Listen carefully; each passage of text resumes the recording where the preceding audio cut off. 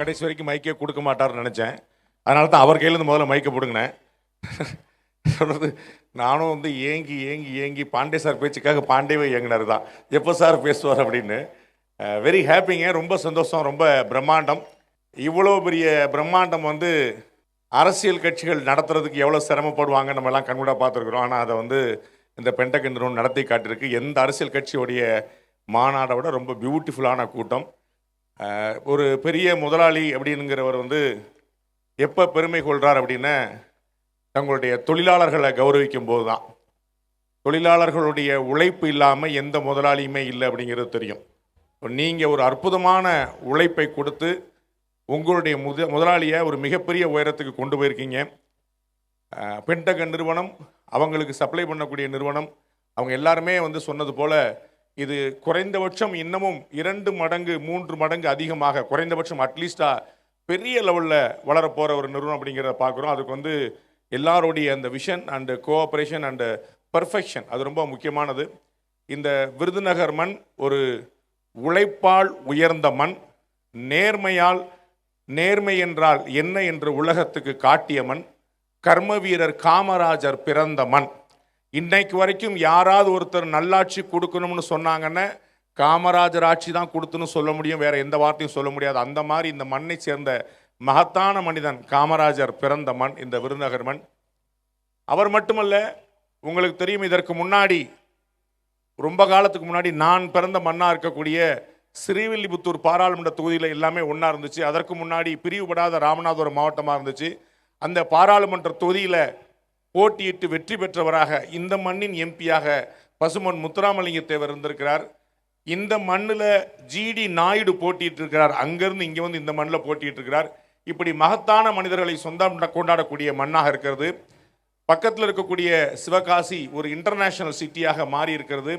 தீப்பெட்டியிலையும் பிரிண்டிங்லையும் பட்டாசுலையும் அதற்கு எந்த விதத்திலும் சளைக்கிறது இல்லாமல் கடுமையான உழைப்பை கொடுத்து கொண்டிருக்கக்கூடிய, வேர்வையை மட்டுமே கொண்டிருக்கக்கூடிய வெயில் ஊராக இருக்கக்கூடிய இந்த விருதுநகர் உங்களுடைய உழைப்பால் பெரிய பெரிய உயரத்தை தொடர்கிறது. நிச்சயமாக இந்த நிறுவனம் போல பல நிறுவனங்கள் இங்கே தோன்றி இந்த மண்ணை சர்வதேச தரத்திற்கு, எப்படி இன்னைக்கு ஒரு கோயம்புத்தூர், ஒரு பொள்ளாச்சி, ஒரு தூத்துக்குடி, ஒரு சிவகாசி இது போன்ற நகரங்கள் எப்படி சர்வதேச அளவில் பெரிய அளவில் போட்டி போடுகின்றனோ அதுபோல் இந்த விருதுநகர் மண்ணும் உங்களுடைய உழைப்பால் இன்டர்நேஷனல் மேப்பில் வந்து ஒரு ஸ்ட்ராங்கான ரெஜிஸ்ட்ரேஷன் கொடுக்கும் அப்படின்னு நம்ம நம்புகிறோம். அந்தபடி ஒரு அற்புதமான ஒரு மண்ணாக இங்கே இருக்குது நம்ம பார்க்குறோம். இதில் வந்து நிறைய விஷயங்கள் நம்ம சொல்லிக்கிட்டே போனோம். இந்த மண்ணை நம்பி, இந்த விருதுநகர் மாவட்டத்தை நம்பி முதலீட்டாளர்கள் இங்கே வரணும். சர்வதேச முதலீட்டாளர்கள், ஃபாரின் டைரக்ட் இன்வெஸ்ட்மெண்ட்ஸ் இங்கே வரணும். அவர்களுக்கு உழைப்பை கொட்டி கொடுத்து இந்தியாவில், தமிழ்நாட்டில் உழைப்பாளிகள் அதிகம் நிறைந்த மண் இந்த விருதுநகர் என்பதை காட்டுவதற்கு தயாராக இருக்கிறோம். வெறுமனே உழைப்பால் உயர்ந்த மண் மட்டுமல்ல, படிப்பால் உயர்ந்த மண்ணும் இந்த விருதுநகர் தான். எப்போ நீங்கள் மாநிலத்தில் 10th and +2க்கான தேர்வு வந்தாலும் இந்த விருதுநகர் மண் எப்பயுமே டாப் 3க்குள்ளே இருக்கும். அவ்வளவு ஆச்சரியமான கடுமையான உழைப்பை இந்த மக்கள் கொடுத்து கொண்டே இருக்கிறார்கள். படிப்பில் நம்பர் 1 இருந்து உழைப்பில் நம்பர் 1 இருக்கக்கூடிய ஒரு ஆச்சரியமான காம்பினேஷன் நீங்கள் எங்கேயுமே பார்க்க முடியாது. படிப்பில் ஆகச்சிறந்து விளங்குனா அதில் வந்து உழைப்பில் கம்மியாயிரும், உழைப்பில் ஆகச்சிறந்து விளங்குனா அதுக்கு படிப்பில் கம்மியாயிரும். அதிகம் படிக்காதவர்கள் இருக்கக்கூடியவர்கள் தான் அதிகம் உழைக்கக்கூடியவர்களாக இருப்பாங்கங்கிற ஒரு பிம்பம் உண்டு. ஆனால் அதிகம் படிக்கக்கூடியவர்களாகவும் அதிகம் உழைக்கக்கூடியவர்களாக இருக்கக்கூடிய ஒரு ஆச்சரியமான மண்ணாக இந்த விருதுநகர் மண் இருக்குது அப்படிங்கிற பார்க்குறோம். இந்த நிறுவனத்தில் நிறைய பெண்கள், கிட்டத்தட்ட 95% பெண் ஊழியர்கள் இருக்கிறாங்க அப்படின்னாங்க. அது பெருமைக்குரிய விஷயம் அல்ல. பெண் ஊழியர்கள் இருப்பதனால்தான் இந்த நிறுவனம் இவ்வளவு பெரிய உயரத்தை தொட்டிருக்கிறது அப்படிங்கிறத ரொம்ப முக்கியமான விஷயம். நான் கேரண்டியா சொல்வேன். இதை திரு ஜவஹர் அவர்கள் சொல்லும்போது கொஞ்சம் தயங்கினாரு. ஆண்களும் நல்லவங்க தான் அப்படின்னாரு. ஒரு ஆண் ஒரு நிறுவனத்தில் வேலை பார்த்திருந்தா அவனுடைய நிறுவனத்தில் இதை மாதிரி 20 வருஷ கொண்டாட்டம் கொண்டாடப்படுவதாக இருந்தால் அவன் மட்டும்தான் வந்திருப்பான். ஆனால் பெண்கள் வேலை பார்க்கக்கூடிய நிறுவனம் என்பதால் தான் அவர்கள் தங்களுடைய பிள்ளைகளையும் கணவன்மார்களையும் சேர்த்தே கூட்டு வந்து இதை ஒரு குடும்ப திருவிழாவாக மாற்றியிருக்கிறார்கள். ஏனென்றால் ஒரு ஆண் அநேகமாக தன்னை பற்றி கவலைப்படுவான், ஒரு பெண் எப்போதும் தன் குடும்பத்தை பற்றி மட்டுமே கவலைப்படுவாள். இந்த கலாச்சாரத்தை, தமிழர் நாகரிகத்தை, பண்பாட்டை அடுத்த கட்டத்துக்கு ஒருவரால் கொண்டு செல்ல முடியும் என்று சொன்னால் பெண்களை தவிர வேறு யாராலும் முடியாது. அவர்கள் தான் இந்த கலாச்சாரத்தை, பண்பாட்டை அடுத்த கட்டத்துக்கு நிச்சயமாக மாற்றி கொண்டு போக முடியும். உங்களுக்கு தெரியும், 2 மாசத்துல 60 நாள்ல எலெக்ஷன். எல்லாரும் காலில் விழுந்து கெஞ்சுறது தாய்மார்களே தாய்மார்களே தாய்மார்களே அப்படிங்கிறதா. பெண்களுடைய ஓட்டு யாருக்கு என்பதுதான் முக்கியமான கேள்வி. நிறைய வீட்டில் நினைச்சிட்டு இருப்பாங்க அவங்க ஹஸ்பண்ட் சொல்றது தான் பொண்டாட்டி கேட்பாங்கன்னு. ஓட்டு போடுறது சீக்ரெட் பேலட்டு. ஒய்ஃப் ஓட்டு போடுறது யாருக்குமே தெரியாது, கணவன் கூட தெரியாது. கணவன் கேட்டாடா நீங்க சொன்ன கட்சிக்கு தாங்க ஓட்டு போட்டேன்னு சொல்லிடுவாங்க. சத்தம் காட்டாமல் மாற்றி ஓட்டு போட்டுருவாங்க. அந்த மாதிரி பயங்கரமான டாப் சீக்ரெட் மைண்ட் செட் உள்ளவங்க பெண்கள். அதனால தான் அது புரட்சி தலைவர் எம்ஜிஆர்லேருந்து இன்னைக்கு இருக்கக்கூடிய முதலமைச்சர் வரைக்கும் யாராக இருந்தாலும் தாய்மார்களை குறிவைத்து அவங்க எல்லா விஷயங்களையும் பண்ணுறாங்க. இந்த மாதந்தோறும் 1000 ரூபாய் காசு, இந்த மாதம் விழுந்த 5000 ரூபாய் காசு ஆண்களுக்கு கொடுத்திருந்தா என்ன ஆயிருக்கும்? 6500 கோடி ரூபாய் ஒட்டுமொத்தமாக தமிழ்நாடு முழுக்க. அப்படியே இந்த 6500 கோடி ரூபாய் ஆண்களுக்கு கொடுத்திருந்தா அதுல 6000 கோடி ரூபாய் டாஸ்மாக்குக்கே போயிருக்கும். 6500 கோடி ரூபாயில எங்க ஆளு நல்ல மனுஷன், கவர்மெண்ட் காசு கவர்மெண்ட் தான் இருக்கணும்னு அப்படியே திருப்பி கொடுத்துருப்பான். ஆனா இது பெண்கள்கிட்ட வந்தது, அடி வாங்கினாலும் மிதி வாங்கினாலும் கொடுக்க மாட்டேன்னு அந்த அக்கௌண்ட்ல அப்படியே வச்சிருக்கு. கார்டை தூக்கி ஒளிச்சு வச்சிருவாங்க, எடுக்கவே முடியாது. வெறும் 1000 ரூபாய் சம்பளமா இருந்தாலும் அதுல ஒரு 100 ரூபாய் சேமிக்கக்கூடிய ஆச்சரியமான பழக்கம் பெண்களுக்கு உண்டு. சேர்த்த பணத்தை சிக்கனமா செலவு பண்ண பக்குவமா அப்பா கையில கொடுத்துருன்னு சொல்லல, அம்மா கையில கொடுத்துன்னு தான் சொல்லி சொன்னாங்க. ஏன்னா தாய்மார்கள் தான் குடும்பத்தை காப்பாற்றக்கூடியவர்களாக இருக்கிறார்கள். 1000 ரூபாய் சம்பாதிச்சான, 100 ரூபாய் சம்பாதிச்சான, அதுல ஒரு 10 ரூபாயாவது எடுத்து வச்சு, இன்னும் சொல்ல போனா ஒளிச்சு வச்சு.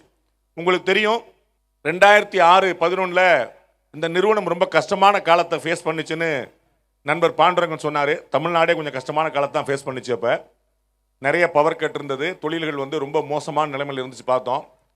அதுக்கப்புறம் ஒரு பெரிய சேலஞ்சிங்கான பீரியட் எல்லாமே இருந்துச்சு. எல்லாருமே ரொம்ப கன்ஃபியூஸ் ஆனாங்க. அது டிமானிட்டைசேஷன், இந்த பண மதிப்பிழப்புன்னு சொல்லக்கூடிய இந்த 1000 ரூபாய் தாள் செல்லாது அப்படிங்கக்கூடிய அந்த பீரியட். இந்த பணம் மதிப்பு இல்லை செல்லாதுன்னு சொல்லி சொன்ன போது நான் கவலைப்படவே இல்லை. நமக்கு அதெல்லாம் ஒன்றும் பிரச்சனையே கிடையாது, நம்ம என்ன உண்டோ அதை அக்கௌண்ட்டில் தான் வச்சுருக்கிறோம், நம்ம கையில் எந்த பைசாவும் கிடையாது, அதனால் டிமானிட்டைசேஷனால பாதிக்கப்படாத ஒரே வாழ் பாண்டே நினச்சிக்கிட்டு இருந்தேன். 4 நாள் கழிச்சு எங்கள் வீட்டம்மா சத்தம் காட்டாமல் கிளம்பி வந்தாங்க. ஏங்க இந்த அமௌண்ட்லாம் உண்மையிலேயே செல்லாதாங்க அப்படின்னா. ஆமாங்க, மோடி சொல்லிட்டார்ல, சொன்னால் செஞ்சுருவாரு, அது செல்லாதுன்னா செல்லாதான் அப்படின்னு. அப்போ இந்த அமௌண்ட்லாம் என்ன செய்யறதுன்னு ஒரு அமௌண்ட் எடுத்து காட்டினான். ஏத்தா என்னத்தா பண்ற, இதெல்லாம் ஏதுத்தா வந்துட்ட அப்படின்னு. அப்புறம் மட்டும் இல்லைங்க நீங்க கொடுத்ததுல கொஞ்சம் கொஞ்சமா செலவுலையும் சேர்த்து வச்சிருக்கேன். எங்க வீட்டம்மா இவ்வளவு காசு வச்சிருக்குன்னு எனக்கு மோடி புண்ணியத்துலாம் தெரியும், எனக்கே தெரியவே தெரியாது. மோடி மட்டும் டிமானிட்டைசேஷன் பண்ணலன்னா கடைசி வரைக்கும் கண்ணிலே காட்டாம வச்சிருப்பாங்க, என்ன பண்ணிருப்பாங்கன்னு தெரியாது. அவர் இந்த காசு செல்லாதுன்னாரோ பாம்பு புத்துக்குள்ள இருந்து வெளியே நம்மகிட்ட கொடுத்தாங்க. அப்பதான் அது பேங்க் போச்சுன்னு பாத்தீங்க. அந்த மாதிரி எவ்வளவு கம்மியான வருமானமாக இருந்தாலும் அதுலேயும் சேர்த்து வைக்கக்கூடிய ஆச்சரியமான பழக்கம் பெண்களுக்கு உண்டு. பெண்கள் அப்படின்னாலே சக்தி அப்படின்னு சொல்றாங்க, எனர்ஜி, பவர்.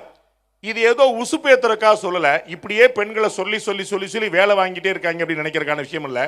நம்ம பார்த்துருப்போம், நிறைய தலைவர்கள் இந்தியாவில் பிரதமர்களாக இருந்திருக்கிறாங்க, நிறைய தலைவர்கள் தமிழ்நாட்டில் முதலமைச்சராக இருந்திருக்கிறாங்க. ஆனால் ஒரே ஒரு இந்திரா காந்தி என்ற பெண் இந்த நாட்டுடைய பிரதமராக ஆன போது உலக வரைபடத்தை மாற்றி காட்டினார். பங்களாதேஷ் என்று புதிய நாட்டையே உருவாக்கி காட்டினார். பாகிஸ்தானை 2ஆ பிரிச்சு காட்டினார். ஒரே ஒரு பெண், இரும்பு மனுஷி அப்படின்னு. அதே போல தமிழ்நாட்டில் நம்ம பார்த்திருக்கோம், இன்னைக்கு இருக்கக்கூடிய முன்னாள் அமைச்சர்கள் இருந்து எதிர்க்கட்சி தலைவர்கள் இருந்து இன்னைக்கு இருக்கக்கூடிய முதலமைச்சர் இருந்து அத்தனை பேருமே தமிழ்நாட்டில் ஒரு பெண்ணை பார்த்து எப்படி பிஹேவ் பண்ணாங்க, எப்படி நடுங்கினார்கள் என்று பார்த்தோம். அது மறைந்த முதலமைச்சர் ஜெயலலிதா அவர்கள். ஒரு இரும்பு மனிதி, அவர்களை பார்த்து எதிரே இருக்கக்கூடிய ஆயிரக்கணக்கான ஆண்கள் அப்படியே பயந்து நடுங்கினாங்கன்னு பார்த்தோம். அப்ப இந்த பெண்கள்கிட்ட பவர் அப்படிங்கிறது எப்படிப்பட்ட விஷயமா இருக்கு பாருங்க, சக்தி. அவர்கள் வீட்டை நடத்தினாலும் சிறப்பாக நடத்துவார்கள், நாட்டை நடத்தினாலும் சிறப்பாக நடத்துவார்களுக்கு 100 ப்ரூஃப் இருக்கு. பெண்கள் கடினமாக உழைக்கக்கூடியவர்களாக இருக்கிறார்கள், தொலைநோக்கு பார்வையோடு இருக்கக்கூடியவர்கள். நல்லா யோசிச்சு பாருங்க, இந்த சமையல் அப்படிங்கிறது ஆண்களோட பிசினஸா இருந்தா, சமையல்ங்கிறது ஆண்களோட பிசினஸா இருந்திருந்தா அவர்களால் தயிர் அப்படிங்கிற ஒரு ப்ராடக்டை கண்டுபிடிச்சிருக்க முடியுமா? அவர்களால் ஊறுகாய் அப்படிங்கிற ப்ராடக்டை கண்டுபிடிச்சிருக்க முடியுமா? ஏன்னா ஆண்கள் என்னைக்குமே இன்னைக்கு என்னங்கிற மட்டும்தான் யோசிக்கிறான், பெண்கள் மட்டும்தான் நாளைக்கு என்ன அப்படிங்கிற யோசிக்கிறாங்க. இன்னைக்கு நீங்க பாலில் தயிர் ஊத்துனா தான் நாளைக்கான தயிர் ரெடி ஆகும். நீங்க ஊறுகாய்ங்கிறது ஒரு வாரத்துக்கு முன்னாடி ரெடி பண்ணா தான் மாசக்கணக்கில் வருஷக்கணக்கில் நிற்கும். இப்படி என்னைக்குனாலும் பலன்படக்கூடிய பயன்பெறக்கூடிய ஆச்சரியமான விஷயங்களை சிந்திக்கக்கூடியவர்களாக பெண்கள் இருக்கிறாங்க பார்க்குறோம். அவர்கள் அரசியல் மட்டுமல்ல, குடும்பம் மட்டுமல்ல, எந்த துறை எடுத்தாலும் நான் பார்த்தோம். கிரிக்கெட் உங்களுக்கு தெரிஞ்சிருக்கும், அது ஆண்களுக்கான விஷயமாகவே இருந்துச்சு. கிரிக்கெட்ல வந்து ஆண்கள் தான் விளையாட முடியுது, மென்கான கேம் தான் இருந்துச்சு. அதுல இந்திய கிரிக்கெட் அணியில பெண்கள் படாத பாடுபட்டு அவமரியாதை செய்யப்பட்டு ஆண்கள் கிரிக்கெட் பிளேயர்ஸோடைய ஜெர்சி தான் பெண்களுக்கு, இந்த டிஷர்ட் போடுவாங்கல்ல ப்ளூ கலர் டிஷர்ட், அந்த டிஷர்ட் ஆண்களுக்கு போட்டிருந்த பழைய டிஷர்ட் தான் பெண்களுக்கு கொடுத்துட்டு இருந்தாங்க, பயன்படுத்தப்பட்ட டிஷர்ட். அந்த அளவுக்கு ரொம்ப மோசமா நடத்தப்பட்டது. இன்னைக்கு உலகம் போற்றக்கூடிய கிரிக்கெட் அணியில நம்பர் 1 அணியா இந்திய பெண்கள் கிரிக்கெட் அணி இருக்குது. வேர்ல்டுல சாம்பியனா ஜெயிச்சு நம்பர் 1 நிக்கிறாங்க. அதோடைய முக்கியமான பின்விளைவு என்ன தெரியுமா? இன்னைக்கு வேர்ல்டு கப் நடத்தும் போது வெறும்ன வேர்ல்டு கப்னு போறதுல மென்ஸ் வேர்ல்டு கப், ஆண்களுக்கான வேர்ல்டு கப்னு தனியா போட வேண்டிய நிலைமை வந்துருச்சு. ஏன்னா பெண்களுக்கான வேர்ல்டு கப் அவ்வளவு பெரிய பாப்புலரா மாறி நிக்குது. இப்ப பெண்கள் விளம்பரம் சொல்றாங்க, பெண்கள் கிரிக்கெட்ல இருந்து ஒரு விளம்பரம் போட்டிருக்காங்க, நாங்களே கப் வாங்கிட்டோம், நம்ம பசங்க வாங்க மாட்டாங்களா அப்படின்னு. ஸோ பெண்கள் தான் கப்பு வாங்கக்கூடிய அளவுக்கு வந்து ரொம்ப அதிகமாக போயிடுச்சு. ஆண்களும் கப்பு வாங்குவாங்களாங்கிற அளவுக்கு ஆகிப்போச்சு.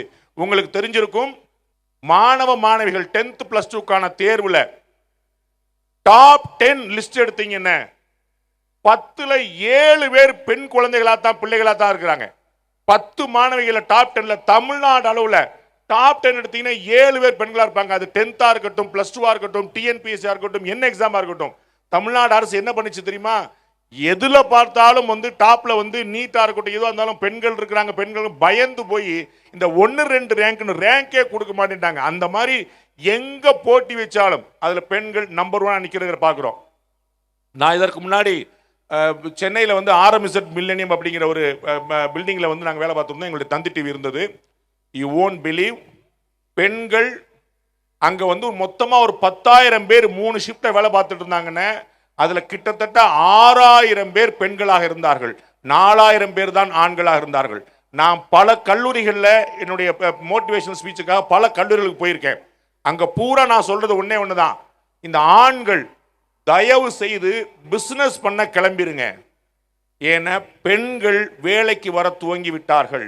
half of the population பெண்கள் வேலைக்கு வர துவங்கி விட்டார்கள். பென்டகன் போன்ற பல நிறுவனங்கள் ஆண்களை வைத்து வேலை வாங்குவதை விட பெண்களை வைத்து வேலை வாங்குவதுதான் நிம்மதி என்று நினைக்கிறார்கள். இந்த ஆண்கள் வேலைக்கு வந்தால் வந்த உடனே 9 மணிக்கு வருவான், 11 மணிக்கு ஒரு டீ குடிச்சிட்டு போறேன்னு வருவான். டீ குடிக்க போகும்போது சும்மா போக மாட்டான், கூடவே மாப்பிள்ள நீ வாடான்னு அவனையும் கூட்டு போயிடுவான். திருப்பி 1 மணிக்கு லஞ்ச் பிரேக்குமா, திருப்பி 3 மணிக்கு டீ குடிக்கணுமா, திருப்பி 5 மணிக்கு வந்து கிளம்பிடும் பார்த்தா முன்னாடி கிளம்பிடுவான். இந்த மாதிரி 1008 ப்ராப்ளம் ஆண்களை வேலைக்கு வைத்தால் உண்டு. பெண்களை வேலைக்கு வைத்தால் ஒரு பிரச்சனையும் கிடையாது. நீங்க வந்து சீட்ல வந்து பசைய வச்சு ஓட்டின மாதிரி அந்த மெஷின் முன்னாடி உட்கார்ந்தாங்கன்னா எந்திரிச்சு நகரவே மாட்டாங்க. அப்படி பசை போட்டு ஓட்டின மாதிரி 8 மணி நேரம் வேலை பார்ப்பாங்க. என்ன அதிகம் கொஞ்சம் பொருளை பேசுவாங்க, அந்த மேனேஜர் பத்தி அந்த ஜிஎம் பத்தி, ஆமாண்டி அவன் அப்படி தாண்டி எப்பயுமே அப்படி கொஞ்சம் பொருளை பேசுவாங்க, அவ்வளவுதான். அந்த மெஷின் சத்தத்தில் அது மேனேஜர் கேட்காது, அதனால அவரும் கண்டுக்க மாட்டார், நல்லபடியா பேசிட்டு போகும்பாரு, அவ்வளவுதான். பட் எங்க போனாலும் அசராத உழைப்பை கொடுக்கக்கூடியவர்கள். ஆண்கள் வேலைக்கு போயிட்டு வந்தா, நான் வேலைக்கு போயிட்டு வந்திருக்கிறேன், எனக்கு டீ போட்டு கொடு, காஃபி போட்டு கொடு, சமையல் பண்ணி கொடுன்னு கேட்பாங்க. ஆனால் பெண்கள் வேலைக்கும் போயிட்டு வந்து வீட்டு வேலையும் முழுமையாக பார்த்து கொண்டு கணவனையும் பிள்ளைகளையும் பார்த்து கொள்ளவர்களுக்கு 2 ஷிஃப்ட், ஆஃபீஸில் ஒரு ஷிஃப்ட், வீட்டில் ஒரு ஷிஃப்ட் அப்படின்னு ஓய்வில்லாமல் உழைக்கக்கூடியவர்களாக பெண்கள் மட்டுமே இருக்கிறார்கள். அவர்களை எவ்வளவு பாராட்டினாலும் தகும். அதற்கு வந்து ஒரு பாராட்டுல அல்ல, மார்ச் 8 உலக மகளிர் தினம் இல்ல, இந்தியாவில் உலகத்தில் கொண்டாடப்படக்கூடிய அனுபவிக்கக்கூடிய 365 நாட்களும் பெண்கள் தினமாக மட்டும்தான் போற்றப்பட வேண்டும். அவ்வளவு போற்றுதலுக்குரியவர்கள், போற்று தகுதியானவர்கள். ஆண்கள்கிட்ட நான் பல இடங்களில் சொல்லியிருக்கேன், ஆண்கள் வந்து பெண்களோட போட்டி போறதுல நாங்க பலசாலி, அவங்க வந்து வீக்கர் செக்ஸ் அப்படின்னு சொல்லிட்டு இருப்பாங்க. ஆண்கள் வந்து பெண்களை வந்து ஒரு பலவீனமாக காட்டுறதுக்கான ஒரு வாய்ப்பாக வீக்கர் சொல்லிட்டு இருப்பாங்க, நாங்கள் பிசிக்கலி ரொம்ப ஸ்ட்ராங்கான அப்படின்னு சொல்லிட்டு பல இடங்கள் அந்த கேள்வி எழுப்பியிருக்கேன். ஆண்கள் தான் குழந்தை பெற்றுக்கொள்ளணும், ஆண்களுக்கு தான் பிரசவம் நடக்கும் அப்படின்னு சொல்லி சொன்னா உலகத்தின் ஜனத்தொகை ஒரே நாளில் நின்று போயிடும். உலகத்தின் ஜனத்தொகை ஒரே நாளில் நின்று போயிடும்.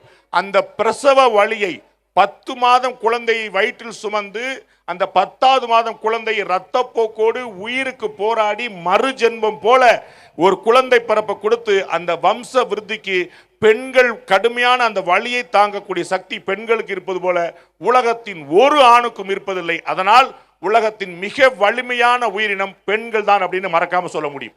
எந்த கவலையும் இல்லாமல் எந்த குழப்பம் ஒரு ஆணால் கூட ஒரு பிரசவ வலியை கண்ணால் கூட பார்க்க முடியாது. பிரசவம் நடக்கும் போது அந்த தகப்பன் பக்கத்தில் இருந்தால் தன்னுடைய மனைவி ஒரு பெண் அல்ல ஒரு தாய் என்பதை ஒவ்வொரு கணவனும் உணர்வார்கள். அந்த பிரசவத்தை கண்ணால் பார்த்தால் அவ்வளவு வலியை தாங்கிக் கொண்டு வெளியில் வேதனையை சொல்லாமல் அந்த குழந்தை முகத்தை பார்த்து உங்களை போலவே இருக்கு அப்படின்னு சொல்லக்கூடிய அந்த ஆச்சரியமான அந்த மனோநிலை பெண்களுக்கு மட்டுமே உரியது. எந்த நாடு பெண்களை போற்றுகிறதோ அது முன்னேறும், எந்த நிறுவனம் பெண்களை போற்றுகிறதோ அது முன்னேறும். இந்த நிறுவனம் முன்னேறும், இந்த நாடு முன்னேறும், இந்த மண் முன்னேறும், நாடு முன்னேறட்டும். நன்றி, வணக்கம்.